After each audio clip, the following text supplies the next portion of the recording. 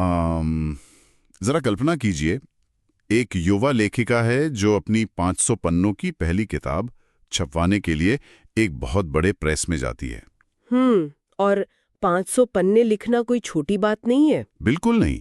किताब की छपाई भी लगभग शुरू हो चुकी है, लेकिन अचानक कुछ ऐसा होता है कि वो लेखिका अपने ही पैसे देकर उस पूरी मांडुलिपि को, मतलब उस मैन्यूस्क्रिप्ट को वापस खरीद लेती है। और सिर्फ वापस ही नहीं लेती, बल्कि उसे अपनी शर्तों पर छापने के लिए पूरे 27 साल का इंतजार करती है। 27 साल। और जानते हैं क्यों?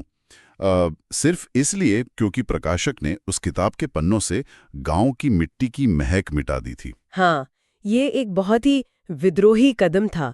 मतलब ये सिर्फ एक किताब वापस लेने की बात नहीं थी, ये एक पूरी संस्कृति को छीनने से बचाने की जिद थी। और यही जिद इस कृति को इतना खास भी बनाती है। सही कहा आपने। तो आज के हमारे इस गहरे विश्लेषण यानी इस डीप डाइव की शुरुआत इसी विद्रोही कदम से होती है। आज हम हिंदी साहित्य के एक ऐसे मील के पत्थर पर चर्चा कर रहे हैं जिसने कहानी कहने के सारे नियम ही तोड़ दिए। हम बात कर रहे हैं कृष्णा सोपती जी के कालजयी उपन्यास जिंदगी नामा की। बिल्कुल। और इस चर्चा के लिए हमने काफी ठोस स्रोत खंगाले हैं, जैसे कि Indian institute of advanced study के कुछ ऐतिहासिक शोध हैं, ई ज्ञानकोश के बहुत ही विस्तृत चरित्र चित्रण हैं, और एशियन रिव्यू ऑफ बुक्स के लेखों का भी हमने सहारा लिया है। और इन सभी स्रोतों को पढ़ने के बाद एक बहुत ही अजीब लेकिन दिलचस्प बात सामने आती है। हाँ, और हमारा आज का मिशन यही समझना है। मतलब 20वीं सदी की शुरुआत के अविभाजित पंजाब की एक कहानी जिसमें कोई पारंपरिक हीरो या विलन है ही नहीं, वो आज के इस तेज तर्रार समय में हमारे लिए क्या मायने रखती है। एकदम सही, क्योंकि आज हम बस जल्दी जल्दी सूचनाएं चाहते हैं ना। वही तो ये चर्चा एक तरह से एक टाइम कैप्सूल खोलने के समान है, जो हमें सीधे 1900 के दशक के पंजाब के खेतों और चौपालों में ले जाता है। चलिए इसे थोड़ा और समझते हैं। तो अगर हम जिंदगी नामा की ऐतिहासिक अहमियत को देखें तो 1979 में इसके प्रकाशित होने के ठीक अगले साल यानी 1980 में इसे प्रतिष्ठित साहित्य अकादमी पुरस्कार से सम्मानित किया गया था। साहित्य अकादमी पुरस्कार बहुत बड़ी बात है। बिल्कुल, लेकिन इसका महत्व केवल पुरस्कारों तक सीमित नहीं है। ये उपन्यास भारतीय साहित्य में एक बहुत बड़े प्रतिमान बदलाव या कहें पैराडाइम शिफ्ट का प्रतिनिधित्व करता है। और ये प्रतिमान बदलाव सबसे पहले इसकी संरचना में ही नजर आ जाता है। मतलब साहित्य के हर स्थापित नियम को तोड़ना कोई आसान काम तो है नहीं। बिल्कुल नहीं। एक आम पाठक होने के नाते हम हमेशा एक ऐसी कहानी की उम्मीद करते हैं जो एक सीधी लेखा में चले, जैसे एक नायक हो, उसके जीवन में कोई संघर्ष आए। हाँ, फिर एक खलनायक की एंट्री हो। कौन? क्योंकि यहाँ दुनिया ही नायक है।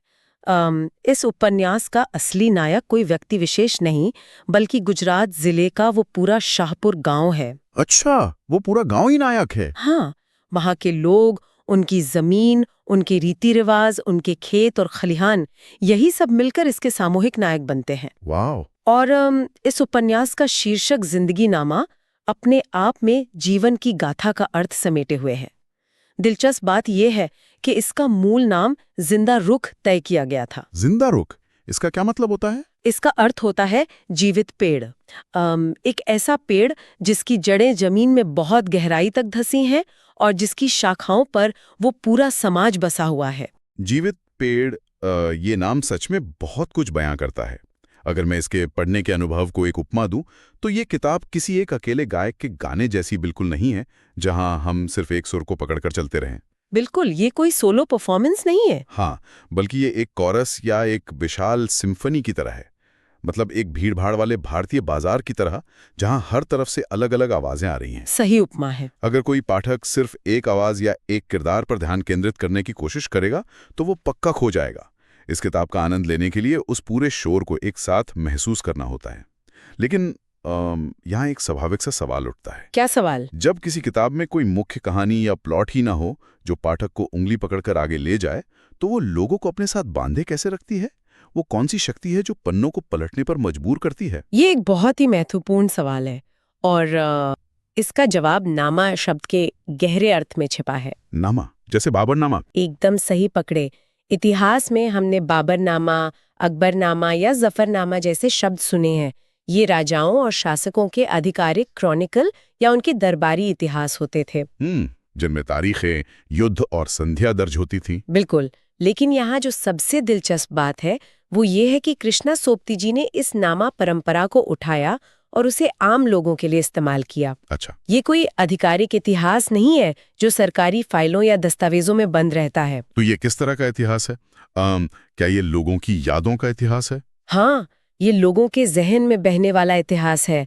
स्रोतों में इस बात पर बहुत जोर दिया गया है कि शासकों का इतिहास तो तारीखों में जमकर पत्थर हो जाता है, सही बात है। लेकिन आम लोगों का इतिहास लोकगीतों, किस्सों, किंवदंतियों, मतलब जो मिथक होते हैं। हाँ, मिथक, गालियां और रोजमर्रा की बातों के जरिए एक पीढ़ी से दूसरी पीढ़ी तक लगातार बहता रहता है।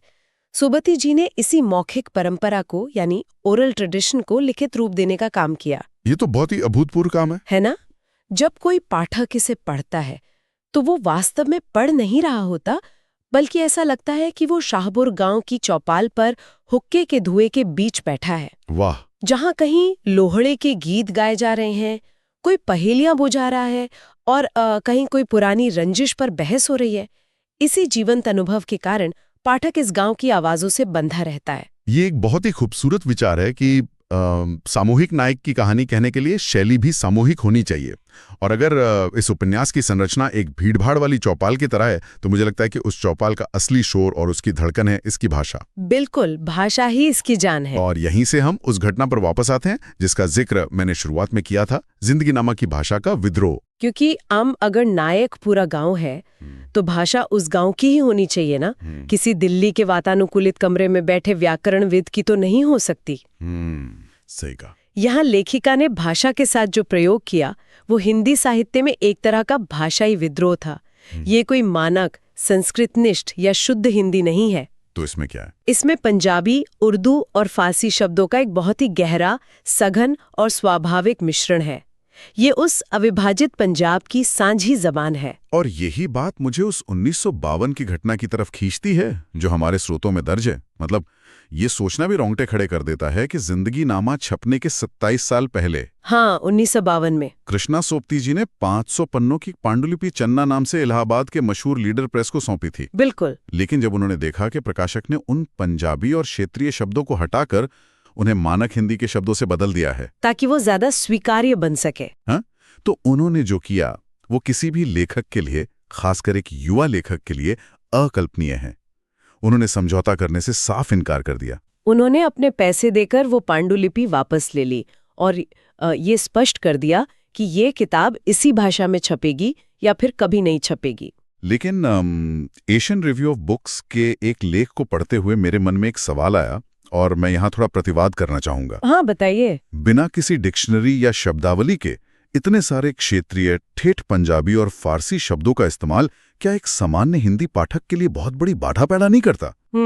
मतलब क्या इससे पाठक को ये उपन्यास कुछ पराया या बोझिल सा नहीं लगेगा, जहां उसे हर दूसरे पन्ने पर शब्दों के अर्थ खोजने पड़े? ये उलझन बहुत स्वाभाविक है और कई आलोचकों ने ये सवाल उठाया भी था। लेकिन अगर हम इसे लेखिका के नजरिए से देखें तो उनका स्पष्ट मानना था कि भाषा केवल संवाद करने का कोई उपकरण या टूल नहीं है। तो फिर क्या है? भाषा अपने आप में एक पूरी संस्कृति है, एक जीवंत इकाई है। अगर आप किसी पारंपरिक पंजाबी व्यंजन में से उसके मुख्य तीखे और खुशबूदार मसाले सिर्फ इसलिए निकाल दें ताकि हर कोई उसे आसानी से खा सके, तो उस व्यंजन का असली स्वाद ही खत्म हो जाएगा। बिल्कुल। क्या उसकी आत्मा बचेगी? कतई नहीं। लेखिका का उद्देश्य पाठक को केवल एक कहानी सुनाना नहीं था, बल्कि उन्हें उस अविभाजित पंजाब के सांस्कृतिक तापमान का अनुभव कराना था। सांस्कृतिक तापमान, ये शब्द अपने आप में बहुत शक्तिशाली है। स्रोतों में बताया गया है कि उन्होंने सुच्चा और सजरा जैसे शब्दों का प्रयोग किया है। सुच्चा? हाँ, सुच्चा का मतलब केवल शुद्ध या अछूता नहीं है, ये एक पवित्रता का एहसास है। और सजरा का अर्थ है ताज़ा, लेकिन ये वो ताजगी है जो सुबह की पहली ओस में होती है। वाह! उन्होंने इन शब्दों का इस्तेमाल केवल चीजों को दर्शाने के लिए नहीं किया, बल्कि भावनाओं और पूरे माहौल को रचने के लिए किया है, जैसे सुच्चा रूप या सजरी धूप। मतलब एक पूरी तस्वीर बन जाती है। बिल्कुल। जब कोई पाठक इन शब्दों से गुजरता है तो भले ही उसे डिक्शनरी का सटीक अर्थ ना पता हो, लेकिन वो उस कालखंड के लय, सुर और उस मिट्टी के महक को अपनी रगों में महसूस कर सकता है। ये सच में एक ऐसा व्यंजन है जिसे उसके सारे असली मसालों के साथ ही चखा जाना चाहिए। तो अब बात करते हैं उस समाज की, उस शाहपुर गांव की, जिसे इस ठेठ भाषा से सजाया गया है। हाँ, गांव के लोग। आखिर इस गांव में रहता कौन है, उनका जीवन कैसा है? क्योंकि ऐतिहासिक विश्लेषणों को पढ़ने से ये साफ समझ आता है कि ये केवल लोहड़ी और बैसाखी के उत्सवों की कोई रोमानी कहानी नहीं है। बिल्कुल नहीं। इसके भीतर कई सामाजिक यथार्थ और खुरदरे सच छिपे हैं। एकदम। कहानी का गुरुत्वाकर्षण केंद्र मुख्य रूप से शाह परिवार है। शाह जी गांव के बड़े जमींदार और मुखिया हैं। वे फैसले लेते हैं, विवाद सुलझाते हैं और पूरे गांव की आर्थिक धुरी हैं। और उनकी पत्नी भी तो है। हाँ, शाही, जो एक बहुत ही मजबूत महिला किरदार हैं।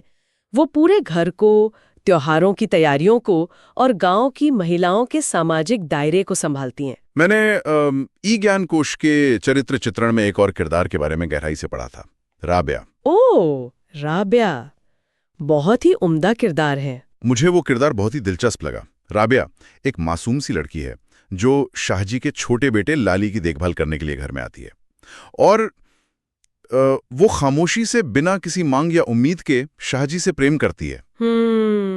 एक खामोश प्रेम। हाँ, मुझे लगा कि वो सिर्फ एक सेविका नहीं है, बल्कि जिस तरह वो अपना अव्यक्त प्रेम निभाती है, वो मुझे इस पूरे सख्त पितृसत्तात्मक समाज के भीतर एक मूक प्रतिरोध की तरह लगी। बिल्कुल। वो बुल्ले शाह की सूफी काफियां गाती है, यानी वो रहस्यमय कविताएं जो सीधे रूह से जुड़ती हैं और दुनियावी बंधनों को नकारती हैं। राबिया का किरदार इस पूरी कहानी में एक बहुत ही कोमल और ठहरा हुआ पहलू जोड़ता है। ये एक बहुत ही सटीक अवलोकन है।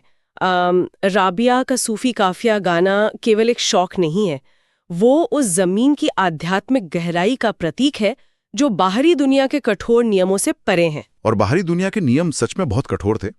अगर मैं इस गांव के ताने बाने को देखूं तो ये मुझे एक बहुत ही खूबसूरत हाथ से बुना हुए कालीन की तरह लगता है। कालीन? कैसे? मतलब दूर से देखने पर ये एकता, भाईचारे और त्योहारों का बहुत ही मनमोहक कालीन दिखता है। गांव में हिंदू, मुस्लिम और सिख सब कितनी शांति और प्रेम से एक साथ रह रहे हैं। वे एक दूसरे के त्योहार मना रहे हैं। साझा संस्कृति। हाँ, लेकिन जब हम इस कालीन को बहुत करीब से देखते हैं तो हमें गरीबी, वर्ग भेद और शोषण के उधड़े हुए धागे साफ दिखाई देने लगते हैं। ये कोई ख्याली रामराज्य, ये यूटोपिया नहीं है। यही जिंदगी नामा की सबसे बड़ी खूबी है। इसने उस यथार्थ को कभी रोमानी रंग में रंगने या छिपाने की कोशिश नहीं की। आर्थिक शोषण का बहुत ही तीखा और वास्तविक चित्रण इस उपन्यास में मौजूद है। जी। गांव के अमीर शाहूकारों और गरीब किसानों के बीच की खाई को बिना किसी लाग लपेट के दिखाया गया है। स्रोतों में एक बहुत ही मारक संवाद का जिक्र है, जब मोहम्मद दीन नाम का एक पात्र कहता है कि ये जो कर्ज है ये सूअर की नस्ल की तरह बढ़ता है। सूअर की नस्ल की तरह? मतलब जो बेतहाशा और बहुत तेजी से गुड़ा होता है। बिल्कुल। किसानों द्वारा लिए गए मूलधन से कहीं ज्यादा तो उसका ब्याज यानी सूद बढ़ता रहता है। इस चक्रव्यूह को चुकाते चुकाते पीढ़ियां गुजर जाती हैं और जमीन के मालिक किसान धीरे धीरे भूमिहीन मजदूर बनकर रह जाते हैं। ये उस समय के ग्रामीण भारत का एक बहुत बड़ा और कड़वा सच था, जिसे उपन्यास पूरी ईमानदारी से सामने रखता है। वो कर्ज का ऐसा जाल है जिससे निकलना लगभग नामुमकिन है। और इसी के साथ जो एक और चीज बहुत गहराई से उभर कर आती है वो है पितृसत्तात्मक समाज में महिलाओं की वास्तविक स्थिति। हाँ, ये भी उस कालीन का एक उधड़ा हुआ धागा है। बिल्कुल। महिलाओं की स्थिति का चित्रण बहुत ही संवेदनशील और परतदार है। महिलाएं, चाहे वो गरीब वर्ग की मेहरी चाची हों या फिर खुद शाहानी, जो दूर से देखने पर बहुत शक्तिशाली और संपन्न दिखती हैं, उन सभी का जीवन एक निश्चित और कठोर दायरे में सीमित है। मतलब ताकतवर दिखने के बावजूद वो आजाद नहीं है। एकदम सही। शाहानी की सत्ता भी असल में उस पितृसत्तात्मक व्यवस्था द्वारा दी गई एक सीमित सत्ता है। उन्हें अपनी सच्ची भावनाएं दबाने, घर के पुरुषों द्वारा बनाए गए नियमों का पालन करने और अपने वजूद को उस बड़ी व्यवस्था के अधीन रखने के लिए मजबूर होना पड़ता है। यानी महिलाओं की अपनी कोई स्वतंत्र निजता या जीवन चुनने की आजादी उस समाज में मौजूद नहीं है। बिल्कुल नहीं। और इन सब के बीच गांव की अपनी इस छोटी सी दुनिया के बाहर एक बहुत बड़ी राजनीतिक उथल-पुथल भी आकार ले रही है, जिसकी गूंज शाहपुर तक पहुंचती है। उपन्यास में ब्रिटिश शासन का भी जिक्र है। हाँ, पहले विश्व युद्ध के समय का। बिल्कुल। और स्रोतों में एक शब्द बार बार आता है, गांव वाले अपनी बोलचाल में ब्रिटिश हुकूमत को रंडी सरकार कहते हैं। अब यहाँ सुनने वालों के लिए ये स्पष्ट करना बहुत जरूरी है कि ये शब्द या हमारे स्रोत किसी राजनीतिक विचारधारा का समर्थन या विरोध नहीं कर रहे हैं। बिल्कुल, ये समझना जरूरी है। वे केवल उस समय के समाज के लोगों की भाषा और उनके नजरिए का आईना दिखा रहे हैं। इस शब्द का उस संदर्भ में मतलब था एक ऐसी दिशाहीन सरकार जिसे अपनी आवाम के सुख दुख की कोई परवाह नहीं है। ये स्पष्टीकरण महत्वपूर्ण है। गांव के लोग उस वैश्विक राजनीति को अपने स्थानीय नजरिए से देख रहे हैं। प्रथम विश्व युद्ध के लिए गांव के युवाओं की ब्रिटिश सेना में हो रही भर्तियों का भी बहुत मार्मिक वर्णन है। हाँ, शुरुआत में तो गांव के लोग खुश होते हैं ना। बिल्कुल, उन्हें लगता है कि सेना में जाने से अच्छा पैसा मिलेगा, रुतबा बढ़ेगा। लेकिन जब युद्ध लंबा खिंचता है और जवान लड़के वापस नहीं लौटते तो एक सन्नाटा छा जाता होगा। हाँ, तो ये शांत अपने आप में मगन रहने वाला शाहपुर गांव भी उस वैश्विक और औपनिवेशिक राजनीति की क्रूर मार को अपनी चौखट पर महसूस करने लगता है। वो उधड़े हुए धागे अब धीरे धीरे पूरी व्यवस्था को छिन्न भिन्न करने लगते हैं। और यहीं से हम उस परछाई की तरफ बढ़ते हैं जो इस पूरे उपन्यास के हर पन्ने पर खामोशी से मंडरा रही है। विभाजन की परछाई। हाँ, 1947 के बंटवारे का साया। हालांकि उपन्यास की कहानी 20वीं सदी के शुरुआती दौर में सेट है, बंटवारे से कई दशक पहले, लेकिन ऐतिहासिक विश्लेषक कहते हैं कि इसे पढ़ते हुए उस आने वाली त्रासदी का एहसास हमेशा बना रहता है। इस मनोवैज्ञानिक पहलू पर ध्यान देना बहुत दिलचस्प है। चूंकि कृष्णा सोबती जी ने ये उपन्यास बंटवारे के कई सालों बाद लिखा था, इसलिए ये एक ही समय में एक खोए हुए अतीत का शोक गीत भी है और उसी अतीत की सुंदरता का एक भव्य जश्न भी। जश्न और शोक गीत एक साथ। हाँ, जब वे उस साझी संस्कृति, उन साझा त्योहारों और उस भाईचारे की बात करती हैं, तो पाठक के दिमाग में ये भयानक सच हमेशा मौजूद रहता है कि ये सब कुछ एक दिन भयानक हिंसा, खून खराबे और नफरत में खत्म होने वाला है। वो पूर्व ज्ञान इस पूरी जीवन कहानी को एक बहुत ही गहरी और खामोश उदासी से भर देता है। बिल्कुल। स्रोतों में एक बहुत ही अहम जानकारी ये भी सामने आई है कि 2010 में कथादेश पत्रिका में इस उपन्यास के अगले भाग जिंदगीनामा 2 का एक छोटा सा अंश छपा था। अच्छा, वो पत्र वाला अंश? हाँ, वो अंश एक लंबे पत्र के रूप में था जो 1930 के दशक के अंत की कहानी बताता है। उसमें दिखाया गया है कि कैसे समय के साथ वो शक्तिशाली और एकजुट शाह परिवार अब आंतरिक कलह और बदलती दुनिया के कारण बिखर रहा है। एक परिवार का टूटना। बिल्कुल, और ये पारिवारिक बिखराव असल में केवल एक घर का टूटना नहीं था, बल्कि वो उस आने वाले बहुत बड़े राष्ट्रीय और भौगोलिक विभाजन का एक स्पष्ट संकेत दे रहा था। वो गांव का टूटना असल में देश का टूटना था। बिल्कुल, गांव को एक सूक्ष्म जगत या माइक्रोकॉज्म के रूप में इस्तेमाल किया गया, जहां से हम पूरे राष्ट्र की नियति को देख सकते थे। तो इन सब बातों पर गहराई से विचार करने के बाद अंततः एक बड़ा सवाल सामने आता है। कैसा सवाल? आज के इस तेज दौर में, जहां हर कोई बस जल्दी से मुख्य बातें जानना चाहता है, जहां सूचनाओं की कोई कमी नहीं है, इस इतने लंबे, बिना किसी स्पष्ट कहानी वाले जटिल उपन्यास के बारे में जानने से हमें क्या हासिल होता है? ये आज हमारे लिए क्यों प्रासंगिक है? ये सवाल आज के दौर में सीखने की चाह रखने वाले किसी भी इंसान के लिए बहुत ही प्रासंगिक है।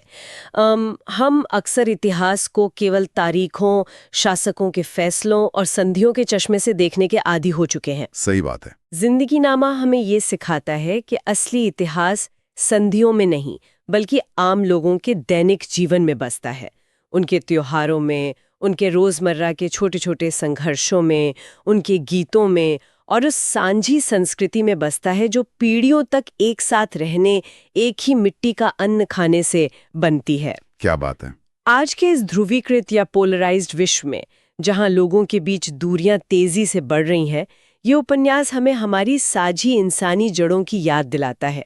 यह हमें बताता है कि तमाम कमियों के बावजूद हम एक साथ कैसे रहा करते थे। ये सच में इतिहास को देखने का एक बहुत ही गहरा और अलग नजरिया है। तो अगर हम आज की इस पूरी चर्चा को समेटें, तो हमने देखा कि जिंदगीनामा केवल एक छपी हुई किताब नहीं है। बिल्कुल नहीं। ये उस अविभाजित पंजाब का एक धड़कता हुआ दिल है, जिसे सोबती जी ने एक टाइम कैप्सूल में सहेज कर रख दिया। इसने अपनी मिट्टी की ठेठ भाषा और अपनी सामूहिक संरचना के माध्यम से साहित्य के कई नियम बदल दिए और सरकारी इतिहास के समानांतर आम लोगों का एक जीता जागता नामा खड़ा कर दिया। और शायद इसकी सबसे बड़ी उपलब्धि ये है कि इसने दिखाया कि कैसे मौखिक परंपराओं को जब कागज पर उतारा जाता है तो वे अक्सर अपनी जान खोकर नीरस हो जाती हैं। हाँ, बेजान सी हो जाती हैं। लेकिन जिंदगीनामा ने लिखित शब्दों को वापस एक मौखिक, श्रव्य और पूरी तरह से जीवंत अनुभव में बदल दिया। इसे पढ़ना, इसे सुनना है। इसे पढ़ना, इसे सुनना है। क्या बात कही आपने। और इसी बात से एक बहुत ही उद्वेलित करने वाला विचार जहन में आता है, जिसके साथ आज की इस चर्चा को विराम देंगे। सोबती जी ने गांव की गपशप, गालियों और लोकगीतों से उस दौर का इतिहास लिख दिया। तो जरा सोचिए, आज का हमारा लोकगीत क्या है? मतलब आज के दौर का? हमारे मीम्स, हमारे सोशल मीडिया के पोस्ट्स, हमारे वॉइस नोट्स और इंटरनेट पर चल रही हमारी अंतहीन बहसें। अगर 100 साल बाद का कोई इतिहासकार या लेखक हमारे इस डिजिटल कूड़े और ऑनलाइन शोर को किसी नामा के रूप में दर्ज करे, तो क्या होगा? तो उसे हमारी कौन सी सच्चाई मिलेगी? क्या हमारे आज के इस डिजिटल जीवन में कोई ऐसी सांझी संस्कृति, कोई ऐसा अपनापन है जिसे भविष्य में एक जिंदा रुख यानी एक जीवित पेड़ कहा जा सके? ये सोचने वाली बात है। या फिर हम आने वाले कल के लिए सिर्फ एक ऐसा शोर छोड़कर जा रहे हैं जिसमें ना कोई साझा सुर है और न ही इंसानियत की महक? ये एक ऐसा सवाल है जो जिंदगीनामा की इस चर्चा के बाद हम सबको खुद से जरूर पूछना चाहिए।